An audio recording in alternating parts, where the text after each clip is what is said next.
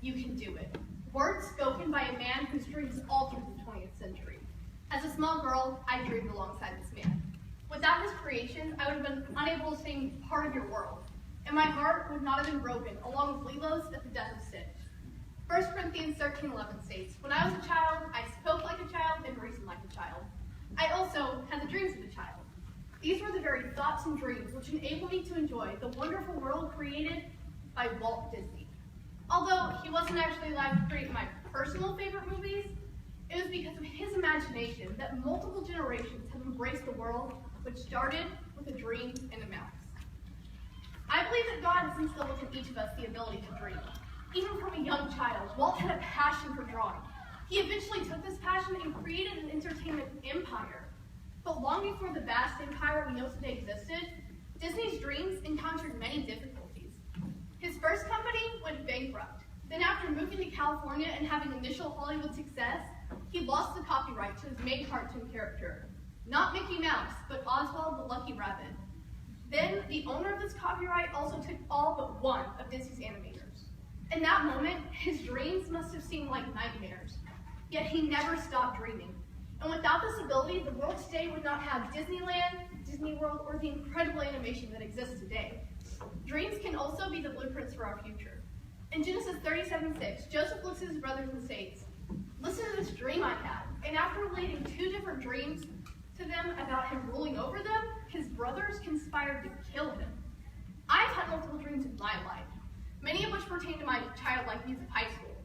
I can't imagine sharing those dreams with someone and then having them plot my death. While Joseph's brothers didn't actually kill him, they did still sell him into slavery. His future in that moment was looking very bleak. In his darkest moments as a slave and eventually as a forgotten prisoner, Joseph probably had difficulty understanding the path he was compelled to follow, a path designed by God himself. Yet no matter how dark the journey, Joseph never stopped dreaming, and God never let go of the blueprint. After many years, Joseph eventually reigned as second in command over all of Egypt. No matter how bad our circumstances, God is still in charge. God also designed our dreams to give us hope. He tells us in Jeremiah 29:11, "I know the plans I have for you, plans to prosper you and not to harm you, plans to give you a hope and a future." In the midst of life's battles, both Walt Disney and Joseph looked to their dreams to give them hope. God gives us dreams so we might be able to see the possibility in our lives. As I mentioned earlier, I had grand ideas of the promises which high school life would hold. The world, including that of the Disney Channel, told me it would be filled with friends and fun. And while I'm not friendless and alone, and my life is definitely not shattered or broken, my 9th grade year did not fulfill the promise. The hallways were not filled with endless, harmless antics, and my classes were not governed by eccentric teachers whose wisdom rivaled the oracles of the ages. High school is a far cry from my childhood dreams.